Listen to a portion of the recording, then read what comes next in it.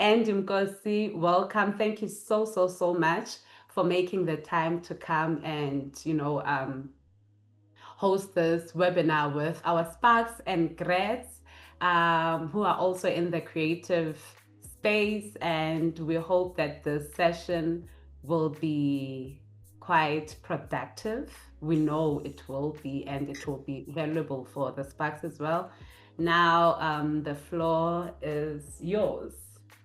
Thank you, Nkuli. It's always nice like sharing information with colleagues. So hi everyone. By birth I'm Andy Swamkosi. I am from Cape Town, but now I'm based in Johannesburg because I followed my passion. So how I have imagined today's presentation is to kind of explore what it means to be a creative entrepreneur in South Africa. I'll use my context, but I know I'm speaking to people across the region.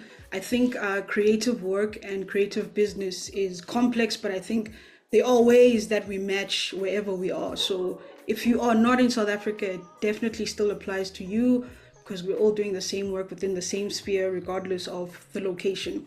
So this presentation is going to explore what it means to be a creative entrepreneur, using your passions and curiosities as the foundation for creative work.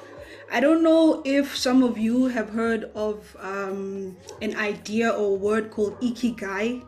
If you do or don't, I think I'll still share what that means. So basically, I came across this concept, Ikigai, when I was really frustrated in the creative business. This was 2023. I was losing a lot of clients, didn't understand what was happening. Everything was quiet. And then I came across a guy called Chris Do, which some of you might have come across. Is a really like excellent person when it comes to the creative business, I feel. So Ikigai is a Japanese concept that means a reason for being or a reason to wake up in the morning. It is about aligning your inner passions and talents with the needs of the world and a way to sustain yourself. So talent has to make profit. I think as creatives from the get-go, we're so shy when it comes to naming our price, naming our value. But in essence, it's really not just about the photography, but it encompasses your intel, and that's my fight when it comes to the creative industry, that people respect my intel first before I pick up the camera. So as I go, please keep in mind these questions. What do you love? What are you good at? What does the world need right now? So what that will sort of encompass what your purpose is and what your contribution will be towards the world. And through that, you're able to find things that can pay for you. I mean, that you can get paid for and sort of encompass your sustainability. You need to pay your rent. You need to take your girlfriend out or your boyfriend out. You need to buy those cool sneakers. You need to show up clean to these places when you go and network. So that all boils down to, do I know how to sustain myself in the creative industry? So please keep those questions in mind. And how I'm going to do this is sort of tell my story and how I sort of like navigated and found my Ikigai over the years. It's not an easy thing. It takes a lot of practice, a lot of showing up, and a lot of questioning, and stillness is important, reading, research, all of it. But I learned from practicality more than theory. So I'll show you how I practically did it to get to where I am. So I work, like you saw in the first slide, across like film, photography, writing, and then just like research in general, motion images, all of that. So my journey begins in my grandmother's bedroom, I mean, front room. During the holidays, was in black families and parents work during school holidays. So a lot of the times, a lot of us have to go emakaya or if Iguguletu. So in my case, I went to Iguguletu, where I would hang out with my cousins during the holidays and I'd watch TV with them. So this time around, the TV set was new in the household. We were all excited. And the one thing that stuck with me, and I think this is sort of when the plant, I planted the seed of like, okay, I'm seeing these credits on screen, but who are these people? How did they get to be there? And like, how do I get my name to be on the credits as well?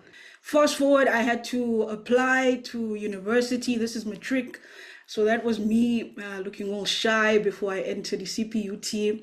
And my first choice was film and TV. but I didn't get that. I got the second option, which was photography. And I always say to people that I feel like photography chose me for those reasons. But as I tell my story, it will kind of make sense why those people chose to place me in a photography class opposed to a film class first. So here I am at CPUT. We're learning a theoretics of photography and the mathematics of photography, something I thought that I left in high school.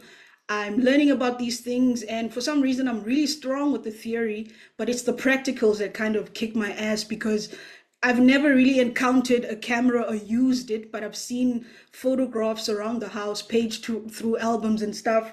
So now I'm engaging with a space that's new to me, new to my knowledge. I have to show up. I'm meek. When you leave high school, like it's sort of like an awakening of sorts. So I'm being trembled, I'm being shaken, I'm introduced to new things. But I have to push through, and show up in this class with people that have been using cameras, who know this industry better than I do. So first semester or term, we were taught about the dark room, how to work a pinhole camera. We had like critical sessions. So from the theory, you were given a theme or like briefs to go out and work on them, and then you come back Friday to present that work, where you get criticized and you get feedback from your classmate and the lecturer. So we were learning, and then we transitioned to the following term, where now we're going to be starting with digital photography. My parents can't afford a camera at the time, so they buy me this camera, which I still have and use quite often lately. And I really like using it because it's small. I'm really in love with like street photography at the moment. It doesn't draw a lot of eyes to me. And Joburg is not the safest of places. South Africa isn't. And Ofuni, like when you walk around, take out a big DSLR, people are scared. It like intimidates. The history around photography, black people, is a whole other presentation. But just like the response to the camera, it's not always kind. So this camera is coming in very handy. Long story short, I failed my first year because my practicals weren't the one, and my ego wouldn't allow me to go back again. But I gave myself a promise. I was like, you know what? I figured that I really love this thing, but I'm going to pursue it in my own way and my own terms. So kind of this is where my journey starts of really finding this Ikigai. So I leave, I tell myself that I'm going to approach people, I'm going to research, I'm going to speak to as many people that I can to get this information that I need. And also I'm not going to stop picking up the camera and working the camera. So these are kind of like the images that I made at the time during my first year at CPUT. These are people that I went to school with. I recently saw this person late at a workshop. This is Akko, and I went to school with her. So these are kind of like the briefs that they'd give us. They'd say, go shoot water or whatever, then you have to bring back something. So I've kept like these since, just to remind myself of where I come from and how one is doing. I think reflection is always important because as creatives, a lot of the times we work alone, and like that voice inside sometimes that makes you doubt. So I think it's important to always go back and look at where you've come from. It will reflect that you either are on the right direction or you're messing up, or like how to reconfigure. Cool. So once I left CPUT, I was doing my thing, finding myself. I'm now in the rap community because I was writing a lot of lyrics in high school. So now I'm performing, I'm recording, and I'm in the space of hip hop, and I'm documenting people. So I'm following my passion still, using this camera, going into these spaces, because it's not just about the brief, but because of this ikigai or this passion that I'm chasing, that I'm still able to wake up and pick up the camera and do it outside of a company, outside the confines of a brief, but because there's a calling inside which I feel was luring me into it. While I'm doing this, Bush Radio comes into the picture. If you're from Cape Town, you know Bush Radio is a community radio station. So I go there, they were looking for news readers. I applied and I was accepted. we began reading news, compiling news. Started with like when you compile the news bulletin, it had to go in accordance to community related stories from areas like Ikugule, Twinyanga, Kailicha, Hazelden, Westlake. And then after those, you prioritize like national stories if there's something in I don't know, Etchobek or whatever the case is. But the listenership was predominantly the local community. And so those are the people that we had to cater to before anyone else. So at this time, I'm learning a lot of things, right? I'm learning about like compiling news briefs. I'm learning about like researching, fact checking, setting up interviews and editing scripts and all of this. And I think this is when I'm introduced to podcasting as well. It wasn't called that, but each journalist every week on Monday had to pitch to the news editor, Ulusanda Bill, which is such an iconic name for a news anchor, Lusanda Bill. So you had to identify content and research and interview people in accordance to maybe a theme. Maybe you're doing something on gender-based violence, so you had to research extensively around those things, find someone who can speak broadly about it, find someone who can speak factually and professionally about it, and you find someone who has like a lived experience of that thing. So every week we had to do this, and I wasn't realizing that I was being trained in these areas that I mentioned earlier. Also, like I think importantly with Bush Radio, I was being conscientized because I'm making these news stories, interacting with people, but I'm also learning about myself as a Black woman. Like, what am I responding to? What am I saying when I say it? What am I interested in? I'm probing things that I thought were facts at some point.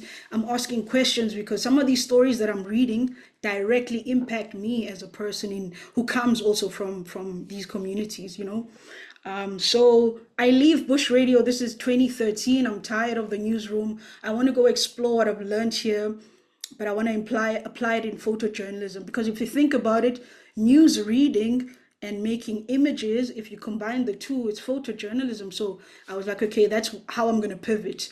So how do I get into Cape Times?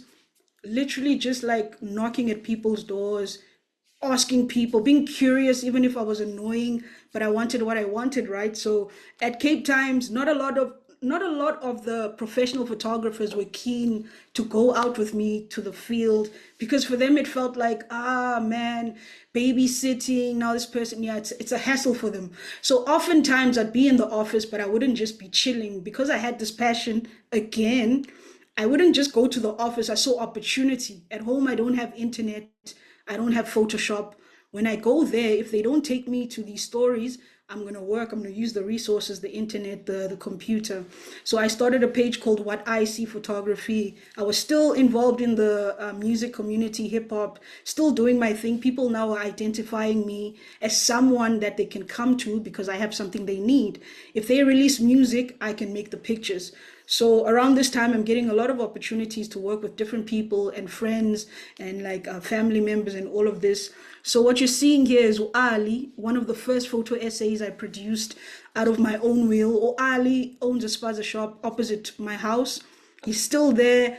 Him and I got acquainted, and when I started doing like a lot of journalism photography and just interested in like what was happening around me, his story was interesting to me because Elokshini, I don't know about other places, but we refer to like people who own spaza shops, Somalians, who call them my friend. But if Ali is my friend, I only know Ali through this interaction here where it's like I'm buying and then I'm off again, going home. So I wanted to get into Ali's space. I was curious, like, what do you do, Ali, when you're not serving people? So I produced this thing. He showed me, he prays. He didn't want me to go into his house, so he showed me, okay, I walk to my house sometimes. So we're building the story with Ali. I'd out of my own will also attend like protests and stuff because I really wanted to be a person who produces and contributes to the newspaper industry. So these are like a lot of more examples of how I was still chasing my passion without like confines of industry or whatever the case was. This is a neighbor of mine, Brandon, who was always willing to stand in front of my camera and just like of me to make portraits of him. And I think this image kind of was a moment for me because I think I was drawn a lot to black and white photography. So I try to, at every instance, just try to involve like the black and white stuff. You can see me performing there because I was still making pictures of people making music. I had access, right? And I think as a photographer, a person who has a camera, it gives you so much power that you have access to so many spaces. But within that access, one also has to be respectful of the stories and the people that are allowing you into those homes. So yeah, like I really love art, I really love music, and I think it's a common thread throughout my practice, which you guys will notice as well. So still going to park jams. I'm very interested in kids as well, attending stuff where Bokuri channel performing. You get to build your portfolio from a celebrity aspect as well, because there's something happens when you're able to show, oh, I photographed the Kuli China or someone else that's like a big shot. This is my first ever like EP artwork for a musician called Ukweste Kuguletu. Did this like in a dilapidated building, and I made this image for a crew that I was part of, Mellow Vision. It was a picture taken with this again. Just I think it was a selfie back in the day, so this was the result from Mellow Vision. And yeah, later in the years, because I was so involved with hip hop and that community, documenting, archiving it, telling that story, the Bush radio station manager was aware of this and they knew that I was releasing music. So again, what I mentioned earlier on, like the Ikigai concept, where you're just chasing that passion regardless of who's sending you. You're creating the briefs yourself, and other people are noticing. They're paying attention. Oh, you really love this thing, so you really can be like a presenter for a hip hop show. So I take upon this show, and I think this is when now I was transitioning into being someone who contributes to the digital sphere as a creator. So I invited my friend Usabelo to come co-host with me, and we anchored a show every night, Bush Radio from 12 till 2. But the times would fluctuate because it was our own rules and no one was really there kind of telling us what to do. So yeah, this is so outside of the show on a Friday, we'd create like write articles because Usabelo is a writer. I'm a photographer. I also do a bit of writing. So he would transcribe the interviews. We created a website called Umpakanga. So with Umpakanga, I'm going to share this link with Unkuli so she can share that with you. But basically, it's like a blog site where we would post like conclusions of what the show was about, reviews about the songs, like we'd post lyrics from some of the local songs that we were playing on the show. Headwarmers, it was a big show in Cape Town, I think, for the hip hop scene, and like we were developing ourselves as well as like these people who had the know-how when it comes to journalism, for culture, and so forth, you know. So the portfolio as well is building. So now I'm not only a photographer, but I'm a journalism in other spheres, in culture, you know, social activism and all of these things. We got to sit down with people like Utumi Uno, who's a local star in Cape Town. You should check them out, Ill Skills. This is Usabelo, the co-anchor. And at some point, I would do many various shows at Bush Radio because I think I get bored easily and I always have to keep moving. So I wanted to play a palette that's bigger than hip hop. So I moved to a show called Urban Cool where I could play, you know, like anything really. And then Market Photo Workshop is when like kind of the transition where I switched and came to Johannesburg because I was realizing I know this thing is photojournalism, but I feel like there's a lot of loose ends just kind of hanging around and I'm not like grasping kahle what's happening. So I leave Cape Town in 2019 to go to the Market Photo Workshop. And I think, guys, this is the best decision I've ever made for myself. So in 2019, I arrived at the Market Photo Workshop. I'm new to the city. Naturally, I'm leaning towards wanting to be around people that are doing the same thing as me. And so I'm drawn to the party scene in Johannesburg. Like Joburg opened me up in so many ways, man. Like even my confidence, like, you know, self-awareness, who I was around people that were doing the same thing at me. It validated my ideas and my broader vision as Andy Swam course. Yeah, well. But now I was figuring out, okay, I'm gonna go to these clubs and just document, you know, because I'm observing and I'm understanding this new space that I'm in. And I birthed this project called the Mid Groove, where basically I'm just documenting people in this space. For me, I felt like there's more to to club culture than just people drinking. There's a lot happening. There's love in the club, there's peace in the club. So through this project, I want to talk a bit about like visual storytelling, framing, lighting, and documenting impactful images and videos to form a story, right? And also just touch on slow paced work when it comes to photography. Because it's not, if it's always about the money, then there will be no passion. So these are the projects that keep me going, keep me sharpened. I'm always trying to find the things that will, keep me steady, because this thing it's frightening. There's no one to really lead you sometimes. Things are expensive. Sometimes there's no stability. It's frustrating. So you have to have that Ikigai. Find it by all means, So here I was in this club. I love photography. I had my camera. I'm fascinated by the people, the confidence of Black people in Johannesburg. So I am producing this project, and through this project, I'm able to book myself gigs, and people are able to identify me as someone that they can come to for event-related photography. But what I want you to pay attention to here is the fact that what I was using as a camera at this point was a Canon 7D and a pancake lens, a 24 millimeter. You know that a 24, you can't do much with it. You can't zoom in and out. It's fixed. So it really pushed me, right, to go in front of people, make these images, and not be frightened, to kind of see a frame and go for it. So, I'm moving too fast. So in terms of framing, I would try and find like these moments that were really isolated. So I'd be really patient and not rush. A party is probably like 3 hours, and you don't want to document the same thing over and over again. And I'm not looking for popular people in the club. I'm looking for frames that can be iconic. I really think this body of work is iconic, at least in my palette or my portfolio. Like, for instance, I'd find frames like this where like there's leading lines. I'm attracted to leading lines where like this guy's arm kind of leads into this girl's arm.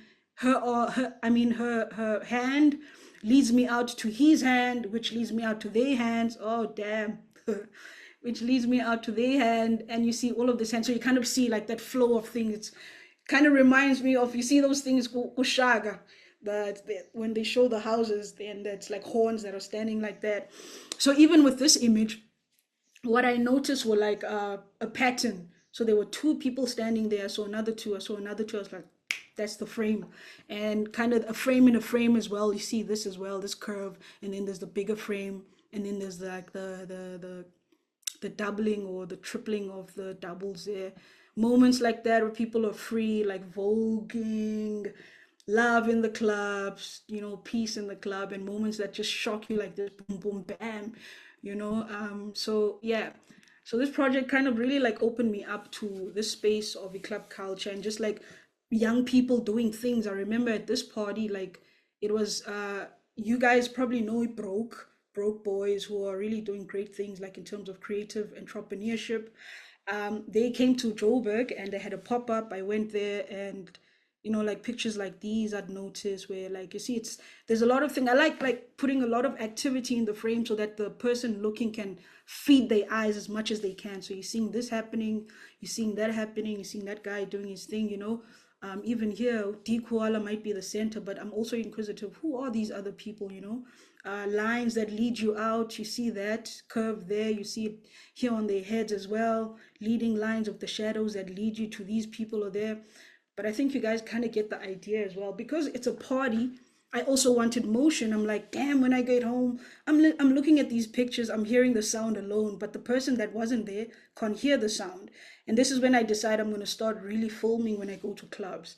Let me show you this video. So, okay, it's a bit loud, né, guys? Just.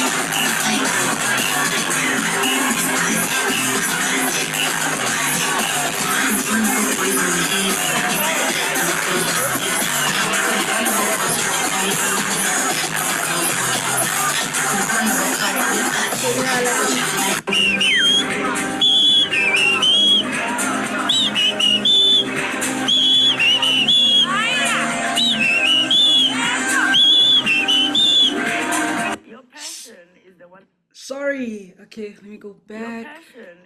Hold on now. Let's go back. Okay. So essentially, like this project, like it kept me going even though I was new in Joburg. I still had something else that drove me to, still make projects, still make pictures. And in lockdown, funny enough, a lot of people were coming back to this project. I think there was a yearning for life before COVID and lockdown happened. So City Press wanted to publish this as well. So it got published on City Press with the writing from a write up from a guy called Rofio Maneta, who's also a brilliant guy. And also, I think like with what we do in the creative business, it can feel isolating, but I think it's important for us to remember there is no creative industry or business without the broader community. You need your writers, you need your publishers, you need your filmmaker. You can't do everything yourself, but also like gradually over time, these things we develop as we grow as people as well. Um, I have Your a passion is the one that's message from Oneo, who is someone that mentored me for a week in 2018 and kind of changed my view of what photography is really. So here's the message. your passion is the one that's gonna open doors for you. Without the passion, there's no direction because you'll just be shooting pictures without a soul. That soul, that energy, the passion, that's what connects you with other people. Yeah. So again, like just that point of community and how important it is. Can't make pictures if you don't have models sometimes. Like we kind of have to create this ecosystem where we all get along and everyone is treated well, no exploitation and stuff like that. Come on. So I think you guys can start to see like the thread of why passion projects are important. So currently in Johannesburg, there are water cuts, right? Where I stay, we've been without water. I think we're going for the third week now, and people are scrambling. So again, it's something that's affecting me directly, and I'm frustrated. I'm confused. I want to know. I need answers. But what do I do so long while I'm waiting for these answers from government is to kind of create awareness. I wanted to document people uh, finding water, like the plight around water. I don't know what it is. It's something that I recently started like photographing probably last week. So I'm still building these images and putting something together. It's my personal brief, my Ikigai. No one told me to do it. It's because, again, I'm interested in my world and the things around me. So that's why I would just like, again, this camera comes into hand. I can go out and, make these images. And I'm building a story now. I don't know where it's going to land one day. I don't know who's going to be interested in it. But that's besides the point for now. This is an issue. I'm living in it. And this is how I'm responding to it, kind of like creating awareness about like the water shortages in Johannesburg at the moment. So I say all of that to come to this part of the presentation where I'm like, I went to through all of these things. I've been a musician. I did podcasts. I see this thing that I'm running as a project. It's an agency. One day I want to create a space. But essentially, I think what I'm gunning at is to become an African creative, to create an African creative tech empire where people can come to us and sort of like seek innovative ideas and concepts to build or flesh out what they have. So in 2017, I released an EP called This Audio is Visual, a project that merged my images and photography into one medium. And so how I did this, I published a digital booklet where images lived alongside my lyrics. So the image would be a reflection of the message in the song. So I did this, and you could already see like how now I was trying to bring these two worlds together. Let me just go. So this was the cover for this audio is visual, the music project, and this was the booklet for the cover, where the images and the lyrics lived side by side. So a guy called Unsika Taki designed this, and a girl called Utanyo Chabalala designed this. They both from Cape Town, did this in Cape Town 2017. And after this, when I was in Johannesburg, okay, this is an image made by Utsoku, also part of that project, but we just turned it into illustrations. This was the day when we shot the thing, Ekapa. So kind of like I have this culture of whatever we do, we need to create like behind the scenes of that thing, because a lot of the times we're not documented as the people making the work as photographers.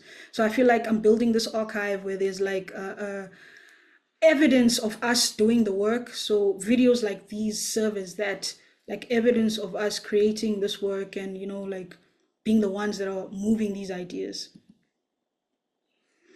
So the birth of this audio is visual, the podcast, came about when I moved to Johannesburg, realizing that I'm at a school that was filled with photographers. I had the resources to make a podcast, and I wasn't in a space where I can just knock a Metro FM and they out of the blue give me space, but I had to rebuild again, start from scratch. So now I knew, okay, I had to niche. So I'm going to do this podcast centered on photography and the visual arts. And so that's how I began doing the podcast. Yeah, this audio is visual. And to date, we've won like an arts podcast award with a thing called APVA in 2022. We've interviewed a lot of like stellar artists and visual artist photographers as well across the region and South Africa. Yeah, so around about this time, people are seeing again, oh, okay, cool, Andy, so Andy, so and the team can make videos now. Oh, they can shoot documentaries now. So now it's not only just photography, but people can see the multimedia aspect of what I was presenting. So through this, I'd get people who ask me to do podcasts for them. So we'd like, you know, produce a service because people could see the example of the portfolio was what we were already doing. And I think people trust by seeing you having done the work already. It's one thing to create a proposal and send it to someone, telling them this is the idea I want to make or curate. It's another to put it into action, to show them, oh, damn, even without your money, I'm still willing to go out and do this thing. So that's kind of how I approach everything I do on a personal level, to show you that it doesn't only need your money, but I'm also so invested in it with the stuff that I already have, you know. I'm willing to put all my baskets in this eggs in this basket to make it happen. So people are easily come on board when they can see you've already doing it. I've kind of like went through a lot of like the foundational phases of what it means to run a business in South Africa. I've also identified and know what I want and what I want to create for myself around this agency that I want to that I've been formulating and stuff. So right now, I know that okay, people know this audio is visual as a podcast, but also there's like the corporate or the client stuff that we do. So that's kind of what I'm consolidating now and trying to build systems for, trying to get a team for, you know. So in the back burner as we're doing the work, we're building, we kind of like trying to, I want to build something that's bigger than me. I want when I'm done, maybe at 50 or something or whatever, I want to be able to say, okay, here are the templates, here are the systems, this is how you run this thing. Someone else needs to take over. So even with the podcast, I'm not the only one who hosts now. There's another presenter, so that people can get used to the fact that this is work that is bigger than me. Because if I always do it by myself, I'm going to crash out. I won't even have time to work on the business if I'm in the business. So sometimes you have to kind of have a bird's eye view of what's happening in this agency that I'm running. So at TAVE Inc., what I've coined as TAVE Inc., the client, the corporate side or whatever, I'm trying to build, or we're trying to build, the apple of creative production, a space where imagination meets excellence. The one thing that I found out and I've sort of like seen as a gap is that in the NGO like sector, they don't really like prioritize media or tell their stories of the work, the great work that they do in a proper way. So I'm trying to target the NGO sector and give them the tools or service them with the right ways of telling stories around the work that they do. So I want to work closely with NGOs to tell these human-centered stories, create documentaries. I'm at a point where now I don't mind not using the camera. I want people to use my intel, because I think that's where the big bucks come from, when you use your mind. Because I think I have a lot of ideas that can make me rich. I mean, I'm already rich, but we just need to see it in the physical. Yeah, bon? So if you mix solid research, visual poetry, and create films that inspire and spark conversation, you stay relevant long after the things that you've made. So that's the message I'm selling to the NGO sector. And I've been trying to get retainers as well. So kind of where we are now, what we do it took a while to kind of like get clarity on what it is really that I do. And it takes a lot of listening to yourself, talking to yourself, writing, journaling, whatever thought you have, write it down. We have things like chat GPT that can help you think. We, like use AI to build, I think, more of the business side. Like it's a tool that's really handy. Speak to people that know business, get an accountant. Like if you're saying this is your livelihood, act like it. So what we do now, I can be able to articulate the company or the agency like this. We tell human-centered stories for NGOs, brands, and artists. We use photography and film to show real impact. We educate and empower through workshops and mentorship. We provide equipment for rentals for photographers in Cape Town, in Johannesburg. How do we make money? Through creative projects, photo filming, documentary commissions, retainers, rentals, licensing of images through archives that I've built over the years. So make sure you are storing your archives properly, because that's money. It's long money that you're preparing. Learn about copyright, because when you get to licensing, that's when you deal with the finicky things. There are images of mine that people have come 10 years after to come and ask if they could use an image for something, and then I have to kind of put my licensing hat on. Leverage on workshops and talks, teaching others like how I'm doing now. I get like money through event curation as well. What makes me strong? I've been doing this for quite a while. I have a rich archive of images and video. I have a network of collaborators and assistants. I'm trusted by the people that have worked with me. Who do we work with? Like I was saying, NGOs, we work with artists, with corporate, with photographers and filmmakers and students. And how I foresee the next 6 to 12 months and how we're going to project or pivot. I want to convert my once-off clients to retainer clients, so that we can have stable revenue. Don't price your work in accordance to how quick or how fast you can do it, but price in accordance to the value or the intel that you're bringing to the table. Because I don't think we should be penalized for being able to do something quick, because that's only a reflection of how good we are at the thing, how long we've been doing it, that it's easy to do it quick. Just because I can do it for 1 hour doesn't mean I'm bad at it. In essence, I'm quite good at it because I can do it that fast. So those are the things to like sort of keep in mind as you build and as you kind of like evaluate who you are, what the business is, and so forth. Okay, we're almost there, guys. So these are the kind of people that I've worked with. And just to tie into this session, Ubongingosi Muchanga is also from the Sparks program. I met Ubongingosi, I think in 2023 or 2024, I can't recall. But he spoke to me, told me who he was, and he would like for me to, often call him if I have something that he can work on. And yeah, that's what we've been doing with Ubongi since just now we were getting him ready to go to Durban, renting stuff and making sure that he's prepared that side. So the people that you see here, they work across the podcast, client work, research. We recently onboarded a researcher, Uspogazi, who's really helping with like kind of thinking broadly about the things that we do from a theoretical standpoint. Yeah, so that's where we are now. Things that we just all need to work on as we grow as entrepreneurs. I think self-esteem is really important, because that's closely tied to how you value yourself. If you undervalue your work, you'll undercharge, and vice versa. So be confident in who you are in the work that you do.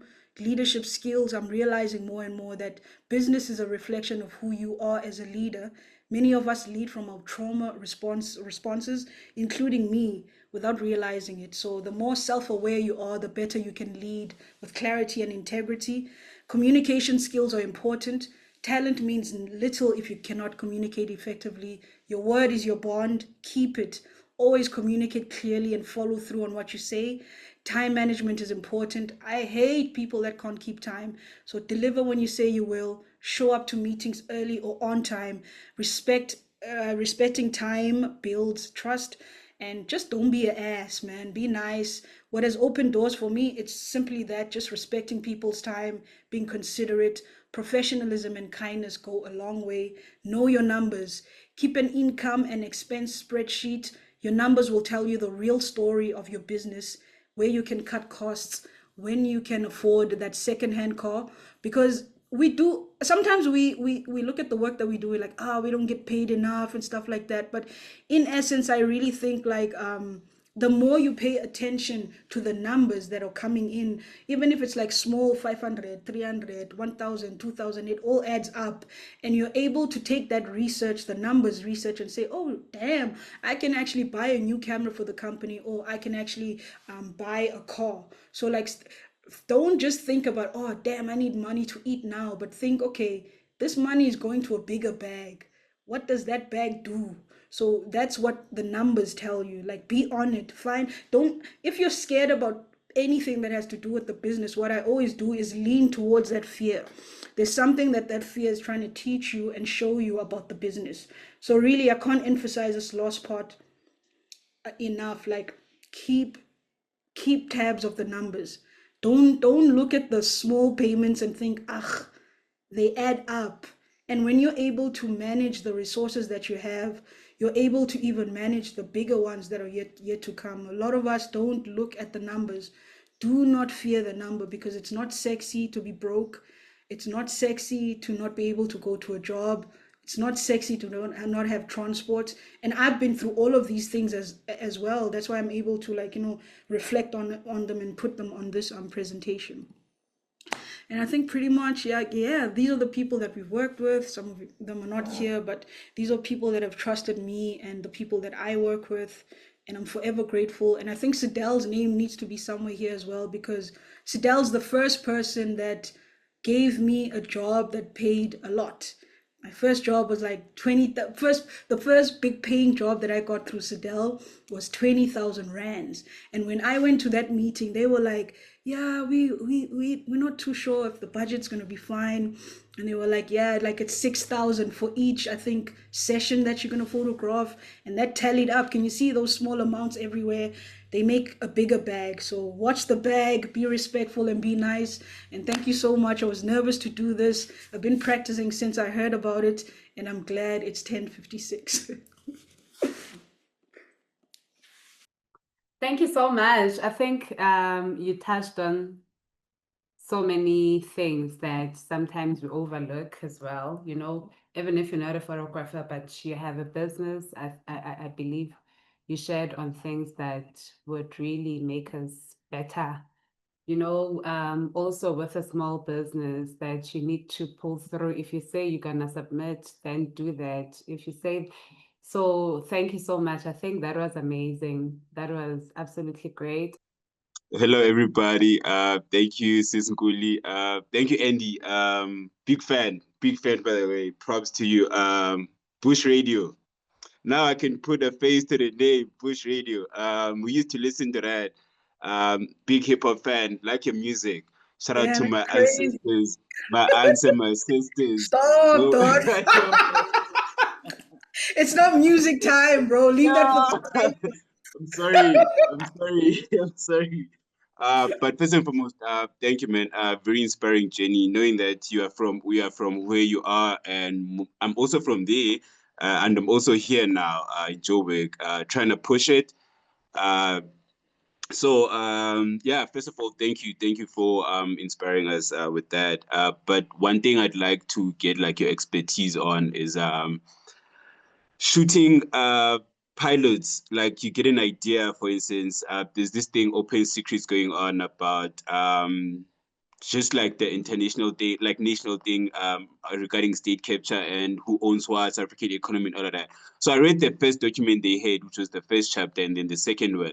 So I felt like this thing kind of needs a video series, So I started drafting something, and this is not the first one. There's many concepts you draft as a creative, like, okay, no, this sort of needs a video, this sort of needs visuals. Also, your platform, this audio is visual. That's clever. So something like that, how do you package it to pitch it? For instance, now you're pitching it to this organization, saying for them to give you money to make it, or to pitch it to sell it to them so that they can sort of see what they can do with that. How would you go about doing something like that for, say, an organization like Open Secrets, or some of these organizations that do like social political education facilitation? Yeah, thank you. Sure, man. Shout outs, Jama. I think like I was saying earlier, I think Abantu a lot of the times accept people who have walked that path alone without the hand or resources. So I think like you mentioned like an important thing. You said pilot.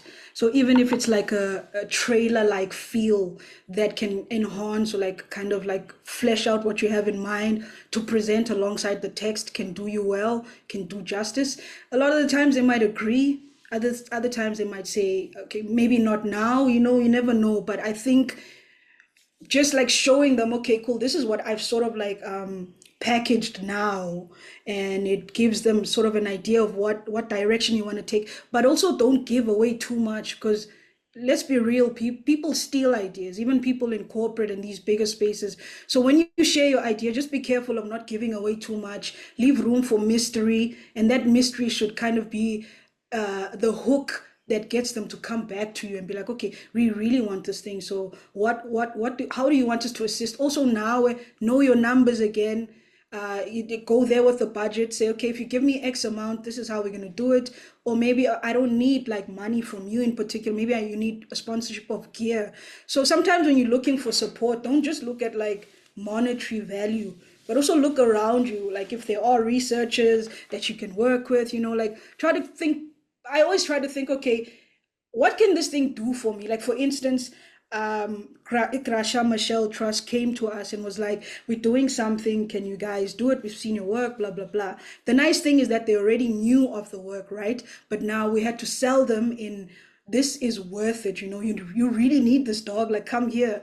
And like that's when you build that proposal that has like the detail, the scope of work, that trailer, the numbers. I think the numbers are important because people want to see, what are you going to do with this money? How is it going to move around? I don't know if that kind of like encapsulates, but we can have a chat as well, like Ali, at some point. Yeah, yeah, mostly when it comes to unsolicited proposals. Yeah, I think I need like a crash course on that. Thank you, bro. Yeah, sure, please. Thank you so much. I also want to come in there. You spoke about a mentor, and I think I'll be asking for the sparks. Um, how did you find the mentor, and what if one of them would like you to be their mentor? Are you open to that? Sure. I okay. I don't think I've found like one mentor in particular. To be honest, people, when they tell me what to do, they annoy me, right? So I pick who I learn from very carefully, because the risk of a mentor is that person trying to, it's like a parent. The duty of a parent is to brainwash you to fall in line. So I'm wary of like even institutions sometimes, or like who I allow into my mind, because I know I can be very susceptible. So I'm fine if people want to ask me something, but they just must know that Namda Funda, and in that interaction, I'll learn from them. I think if we treat it like that, because we are all colleagues, like it's I feel like our creative sector is so informal that we can flip it around in any way that we want, respectfully to those around us as well. So I'm open only if it's going to be an exchange of learning. Amazing. Jama Uvilemos. Okay. I think I saw Sivenati's hand before Owens. Am I correct? Okay, Sive, go ahead. Yes, Sisnogo, you're very correct. And A Sisnogo is a prophet. Sisnogo, correct my mind. Uh, for me, I just want to like say thank you so much, Andy. Even though when you said like at the end, you practiced so much, you were not ready, you were that as a link, but like I was like, what? I was really impressed. I really enjoyed the presentation.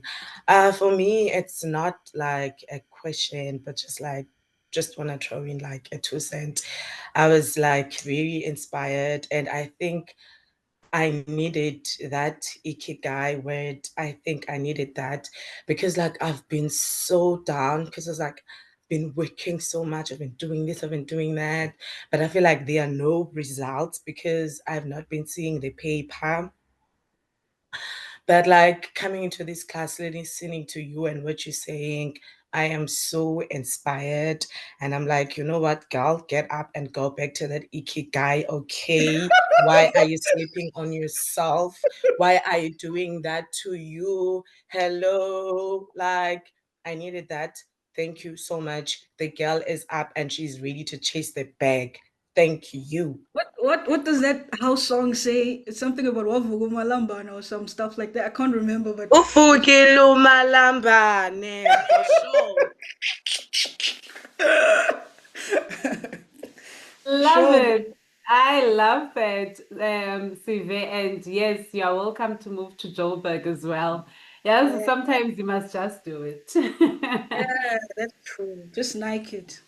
Yeah, sometimes Jay, you never know because I mean, as I was listening to your story, Andy, I'm like, okay, so you already that side they knew about your work, right? And now you're moving. Now you need to introduce yourself this side, find a new network this side. You know, that faith in Jay of saying, okay, I'm moving, and you actually do it because all of us we have this problem of, fearing the unknown. What if they don't receive me like they did this side? What if I mess up with the clients I already have for something that's not going to work? But sometimes Just you have to. just have to do it. Yeah, I want to read a comment before we go to Owen. It's from Zanda. She said, "Thank you so much, Andy. The session has touched on every challenge I've encountered and tools that would be ideal in solving those literally the small stuff. Haha. Amazing. And Kyle said, same Zanda, I feel so affirmed as a creative entrepreneur after this session. Thanks, Andy. Amazing. I love that and a lot of inspiring. Thanks, Andy. It was really great. Amazing. Thank you so much, guys. Owen, we can go over to you now. It's been Cape Town, Cape Town. And Jama will count Jama in Cape Town because Jama's from Cape Town. Joburg people, Kimberley, everywhere. Vugani, Wozani, come to the party. Masinga Melini, Cape Town, Irule, please. Okay, Bloemfontein is Network, also coming. I don't know if you can hear me. My network, we have a load shedding here. We can hear you, Owen, and your network is always problematic, but we can hear you. Yeah, so hey, I see, and Kwamel is on. Go worship with them. Yo, ingati nguwe lo prophetayo because everything that you have said, like I lost 6 years worth of my archives. Bendizifake ku 4 terabyte. One day I plugged it in my computer and then someone was passing. I was in this a restaurant. When someone was passing, all of my work, everything. My lockdown photos, there were people who were running away from soldiers. They were very beautiful, like, yay, zemuka zonke within, like, I still regret not saving them somewhere else. We are born because I lost about 4 or 5 years Yeah, of my work. And the other thing that I agree with you about usizinongwa ngatsho. I also said the same thing that NGOs as now about the media. There's no one who's catering that space. On my presentation, I think 2 presentations I mentioned that. I said there's a huge gap there. So this session for me, hey, even nalendo ye mali, yo. I work for super sports schools and yazi imali yakhona ndiyenzani because it's only coming weekends. So no, go, no, man. I serious. You have touched on so many things that I'm currently facing now. I need to secure my archives, make sure that they are safe. I need to make sure that as 200, as 400, it is Fumanayo. It is small gigs. I keep them safe or I save them. And maybe if I can do a calculation of how much I've made a month, or when I put them all together, because some people pay you with an envelope on the event and you don't have even have it. Go, okay. This Sweetheart, is this is ishebo. Okay, go ipapa. Ipapa yam go no iza la chicken. I know sweetheart, It's not Owen. even. What your bribe Huh? or what your bribe or We are artists. That's how we live. look That's government how and we the live. bond, look. Yeah? No, seven Hand look to government mouth. and the bond. Hand to mouth. Hand to mouth. Hand to mouth. Yeah. It's very hard to be a creative artist. So whether you are a videographer, I do mostly videos or photographer. But hey, in Mali, it can be 2 weeks, nothing, and then boom, 5,000. You've already borrowed from the loan sharks 1,000 rand. Yo, hi, Nancy. And one was a gas. Oh, Oh, Owen. they, Nah, they take you to the taxi rank if you don't pay the loan shark. The loan sharks. You will go to the taxi rank. So thank you very much, man. I really truly enjoyed this session. Um, I enjoyed it a lot. Thank the you. pleasure. Like you Anyway, last question. yeah. Where are you in Johannesburg? Because I do come to Johannesburg now and then. I'm related to the Northwest. You know the Northwest because mana Ngiyababona ngiyababona abantwana ya. abantwana by 3. Yeah. Yeah, those are my niece and nephews. Famous most wena document abantwana. They traveling, dog. Bondin, I was in theater with Nomcebo just before she became big. I think it was in 2017. We're in theater together. It's even there on my Facebook with Mamuti, Bora Fraser. We were in theater, we were doing music theater, so song. All of those photos are gone. But there is Hey, a backup for those. yeah, you have to. Owen, the one thing I've learned about the terabytes, the hard drives, never, ever in your life again save all your pictures in 4 terabyte. You assume there's so much space, but what you're not realizing, ufaka all your money in one bank account and then it crash one day and then you're left. Because I can feel your pain. I know your pain, and la pain I pay, especially when you have people who always ask about the work. So just even with everyone, I think start using digital archiving as well. That's what I'm doing every time I come back from a Yes, shoot the now. cloud. Yeah, because I mean, in South Africa, the internet is not the one, but try your best. Go to a fast internet spot and archive every week. Archives are the future, guys. And that's where we are right now. It's a trendy word, but try and take it and apply it in your own practice. How am I archiving? When you pass on, God forbid, when people look at your laptop, it must be easy for them to navigate. Keep a diary as well. Write down every time you come back from a shoot, keep a diary. These are realities, guys. We're not always going to be around to speak on behalf of the work. So what systems are you setting so that when Unongo comes in to look, oh, what was Owen busy with? Those are the things that need to lead as well. But oh, kanje na kanje na kanje. So many of us are dying young, and there are a few photographers, great photographers I know of, who passed on in the last 5 years. Where's the work? What are the families doing with the work? How are we educating our families about the work? Black families don't understand what we do, but try as much as you can to make them understand. Because in essence, your legacy, you will leave with them. They are the first point of contact when it comes to your legacy when you're no longer around. So even with me, I'm teaching my people, my family, that this thing is important, so you guys really have to at some point come on board and be administrative with me on this. Yeah. Amazing. Thank you for your contribution, Owen. And yeah, I see you are really teaching your family because Hamani suddenly is here and he Who's that? never Who he is never that? attains. Ni mazu, come on.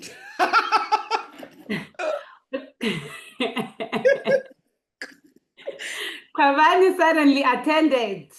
I'm like, Network. "Ay, what's the connection?"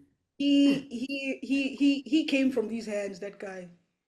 Everything he knows, like he was that neighbor that just stuck and became a brother. Oh, lovely. Nangu Khan, okay. He's never attended any webinar. When I saw him come in, I was like, you said you're from Japan. Uzobona ineighbor yakhe ngeke shame. Oh, this is support. Yeah, okay. Then we have Mulifi said, thank you so much, Andy, for the informative session. So when it comes to licensing creative work, are there specific bodies one needs to affiliate with or become a member of for the publishing and distribution of pictures and videos? Cool. That's a dope question. Okay. It In terms of is. bodies, I'm just forgetting like the name. There is a body in South Africa. I think Safia or Safai, I can't remember. Let me just check it out. But to answer like the part about if, like platforms to distribute pictures and images. So since 2023, I opened up an account with Shutterstock. So like again back to the archives, right? Like I just felt like, okay, I have all of this work on my archives, just chilling. Sometimes I lose this work. What can I do with it? So the ones that I don't really like hold closely to my heart, I select separately and put up on Shutterstock. So various people can like use license my pictures from them. That's one way of doing it. Like, and it's that money has saved me a lot of the times, because at first I was like, who will take my picture and use it for an article? But it's like it's like a newsroom, but you're not really there. You just put up your work and it's always there. Try noni passive income. So that's my passive income that I've sort of set up for myself. And then the name of this thing, what? Safria, or so, yeah, it's called Safria, I'll just put it in the chat. But they do industry rates, media industry, the freelancers association. They protect the rights of independent workers. I think you pay like a fee every month to be considered a member and get the research and the intel about like the things that you've asked me about. But also just like read up on them a lot. And if you know of people that have licensed images or people that have creative book covers, like for instance, in 2017, I produced an image for Koleka Putuma for her first poetry anthology. And the agreement was that like she's going to pay me a fee to produce the pictures, and then every time she reprints the book, 100 books, she has to pay me royalty fees. So every time she reprints, she pays me a royalty fee. So that's another way of getting passive income. Sometimes you don't have to take the payment. Yeah, well, I could easily say, okay, Sunshine Cinema, I don't want money from anything I do from you, but please give me, I don't know, it has to be something that needs to be of value and kind of applies to what you have as a gap in your company. So yeah, I hope that kind of helps. Let me just copy this over for you on the chat. Yeah, just sent it over.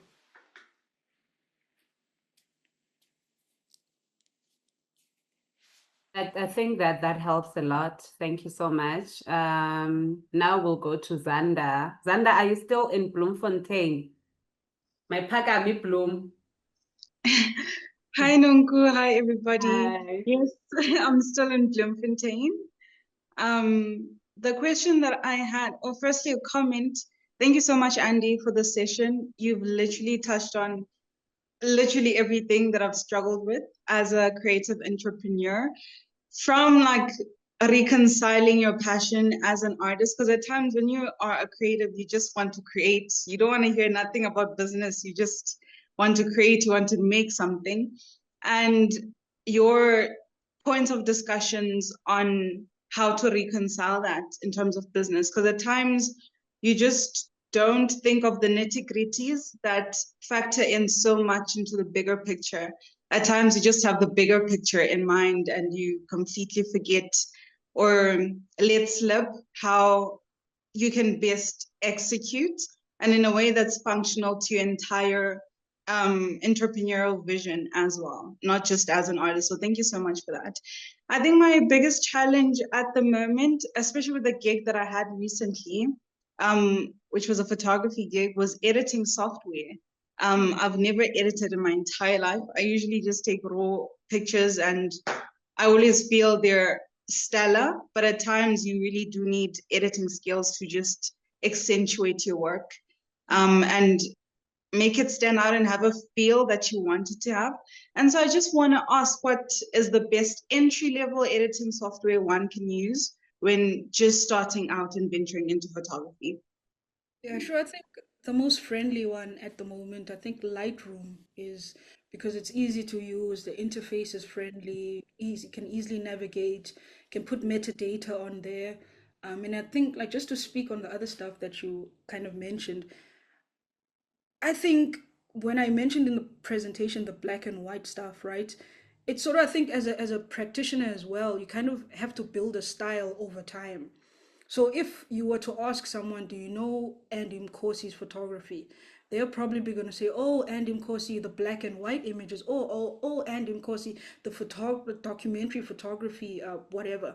So how are you like creating a style that you can be known for? Because if someone comes to you for that particular style, you're able to even charge higher because you're specializing in that thing. It might be an event, but you're bringing the brains of that specialization. So yeah, like I guess like Lightroom is dope, and just like I think when you use Lightroom, as much as you use the filters, try and like start off by just editing plainly without the filters, so that you can kind of build a style and understand how certain tones, textures, contrasts make you feel, and if they resonate like with what you're trying to put out there. Yeah, Xander. Okay, thank you so much. Sure.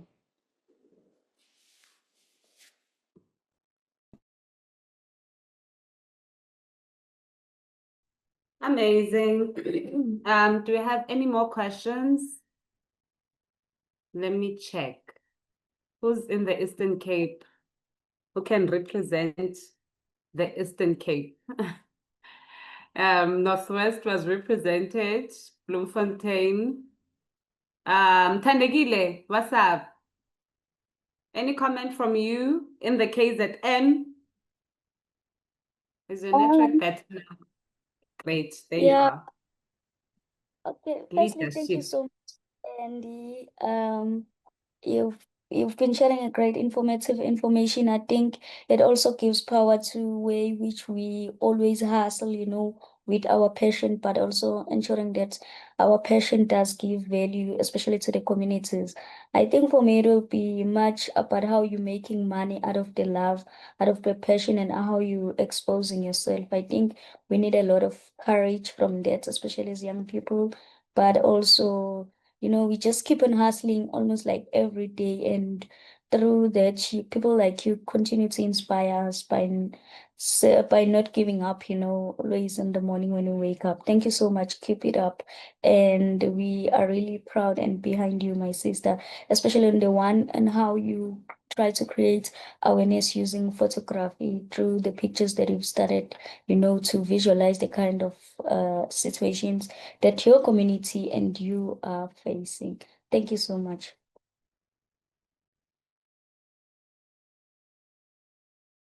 Amazing. Yabona ngikukhethanga nje Thandekile. Bengazi uzosimela my leader. Uh, thank you so much. I'm checking time. I think we still have about 6 minutes. So you know me, guys. Kate, say something from Pirara. One question I would like to ask on behalf of Kate before she comes in as well. So Kate has such a gorgeous voice.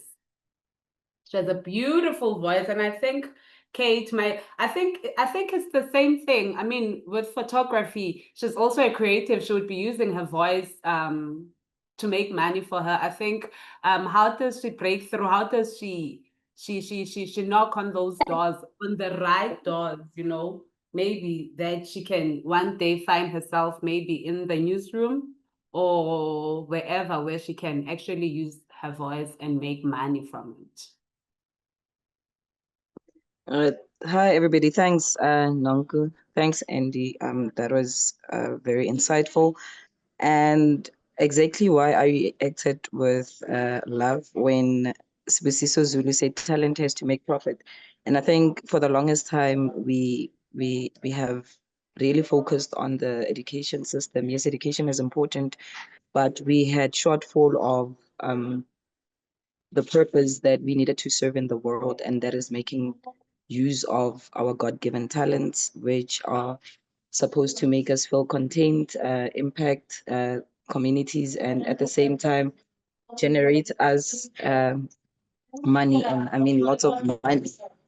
So, so with this, it was just one of those. The conversation that was sparked here was to also remind us of what we are created for and how we can make use of it to uplift ourselves. And because through that we find content, we are peaceful, and at the same time we are making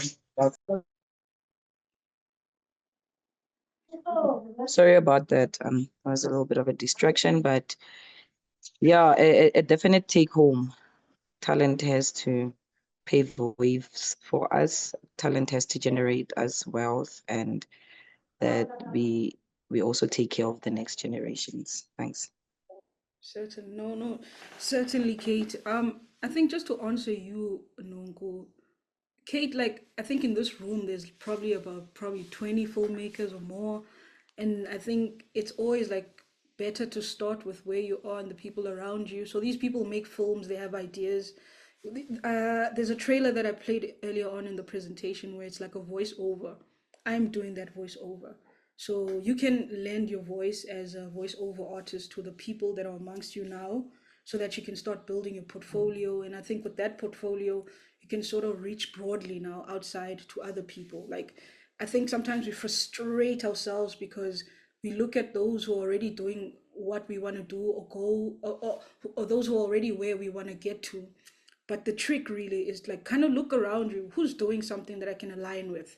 And that's sort of my thing, even when because sometimes we don't have money to get like, work with people up there or like get connects up there, but there's so much value just like from looking around. And that's sort of how I've done it with people that I work with. I don't lead with money, I always lead with, okay, how do we come together and make this thing happen? How are you going to benefit from it? So also, like, even the ones that invite you to collaborate, they shouldn't be exploitive. Us as creatives, we shouldn't exploit each other. Yes, we know the industry is fickle and whatever, but I think the standard should be set by us first. So Kate, definitely, man, I think just work with the people around you now within the Sparks group or any other filmmaker, in fact. Spot on. Thanks for the heads up. Yeah, I love that. I think that will work for me as well. Took that. Okay. Thank you so much. Do we have any more questions? I mean, you have 2 more minutes. We can maximize on that 2 minutes. Dando, do you want to say something?